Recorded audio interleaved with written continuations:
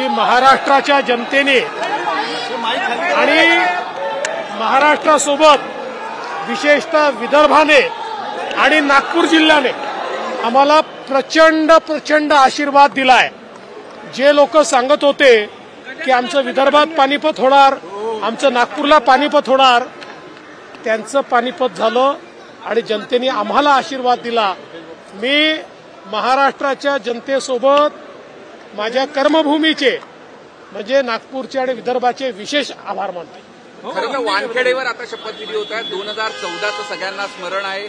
परत एकदा वानखेडेवर आणि विदर्भवासियांची इच्छा आहे की विदर्भानं भरभरून दिलं भाजपला, तर विदर्भातला नागपुरातला पुन्हा मुख्यमंत्री व्हावा इच्छा आहे। बघा, तुम्हाला अगदी स्पष्टपणे सांगतो, मुख्यमंत्री कोण होणार हे 3 पक्ष मिळून लवकर ठरवतील।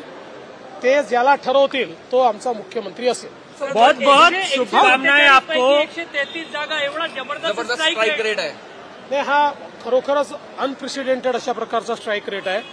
हे मी मगाशी देखील म्हटलं की असं म्हणतात की भगवान और जनता जब देती है तो छप्पर फाड़ के देती है, तसं छप्पर फाड़ के दिले। काँग्रेसचे दिग्गज नेते पराभूत झाले। बाळासाहेब थोरात, नाना पटोले 2-3च्या मतानं पुढे आहे। कसं बघता याच्याकडे? मला असं वाटतं की एक प्रकारे लोकांनी हा इशारा दिला आणि महाविकास आघाडीला विशेषतः इशारा दिलाय। ज्या प्रकारे त्यांनी आम्हाला टार्गेट केलं, व्यक्तिशः मला केलं, माझ्या परिवाराला केलं, भारतीय जनता पक्षाला केलं आणि आमच्या महायुतीला केलं, ज्या प्रकारे हे टार्गेट त्यांनी केलं, माझं मत आहे की जनतेने त्याचं उत्तर दिलेलं आहे। अशा प्रकारचं टार्गेट करणं हे जनतेला आवडत नाही।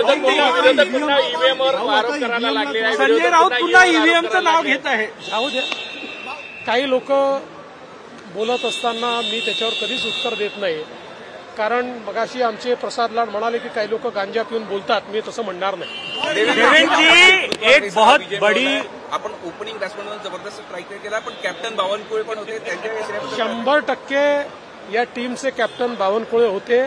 बावनकुळेंनी पायाला भिंगरी लावून गर गर गर गर ते पूर्ण महाराष्ट्र फिरले, संघटन उभं केलं, प्रसंगी 4 शिव्या खाल्ल्या, 4 लोकांना शिव्या दिल्या, सगळं केलं। पण मला असं वाटतं की निश्चित या श्रेयामध्ये एक मोठा वाटा बावनकुळे साहेबांचा आज दिल्लीला सर, सागर बंगले से वर्षा बंगले पर कब तक पहुंच रहे हैं आप? क्या आप अपना बंगला शिफ्ट करेंगे? मैं दोपहर में ही वर्षा बंगले पर गया था और हमारे मुख्यमंत्री जी का मैंने स्वागत किया, अभिनंदन किया और हमने वर्षा बंगले पर एक प्रेस कॉन्फ्रेंस भी की है।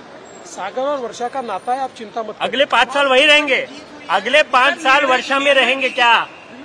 आप घुमा घुमा के कितना भी पूछोगे तो भी मैं मंजा हुआ खिलाड़ी हूँ, मैं कोई पहली बार बैटिंग करने आया नहीं हूँ। इसलिए तीनों पार्टी के नेता मिलकर तय करेंगे और जिसको वो मुख्यमंत्री बनाएंगे उसको हम वर्षा में बिठाएंगे। कांग्रेस का सुपड़ा साफ कर दिया आपने, काँग्रेस का सुपड़ा जो है वो आपने साफ किया है। मनाची भावनेची पण किंमत केली जाईल का निर्णय? असं आहे की शेवटी प्रत्येक पक्षाच्या कार्यकर्त्यांना स्वाभाविकपणे वाटतं की आपल्या पक्षाचा नेताच मुख्यमंत्री झाला पाहिजे, पण आपलं कोएलिशनचं गव्हर्नमेंट आहे, तिघं आपण एकत्रित आहोत, एकत्रितपणे आपण जिंकलेलो आहोत, त्यामुळे सगळ्यांनी मिसळून बसूनच हा निर्णय करायचा। कांग्रेस का सुपड़ा साफ किया है, कई बड़े नेता जो है वो हार की कगार पर है, नाना पटोले पीछे चल रहे, बाळासाहेब थोरात हार गए, कैसे ये सब किया, क्या स्ट्रैटेजी थी? देखिए, मैं एक बात बोलता हूँ कि जिस प्रकार से इन लोगों ने हमको सिंगल आउट करके टारगेट किया, जिस प्रकार से रोज मोदी जी के ऊपर भद्दी भद्दी बातें करना, भद्दी, ये सारी चीजें लोगों को पसंद नहीं आती। लोगों का मोदी जी पर विश्वास है, प्रेम है, लोगों ने हमारा काम देखा है।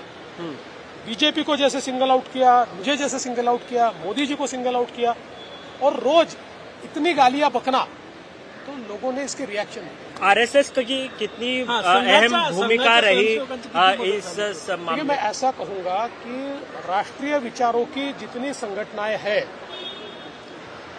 हमारी सबकी मातृ संगठना तो आरएसएस ही है, लेकिन राष्ट्रीय विचारों की जितनी संगठनाएं हैं उन सारी संगठनाओं ने ये जो एक नरेटिव बिल्ड किया था एनार्किस्ट, इस प्रकार का अराजकता पूर्ण जो नरेटिव था उसको ब्रेक करने का काम उन्होंने किया।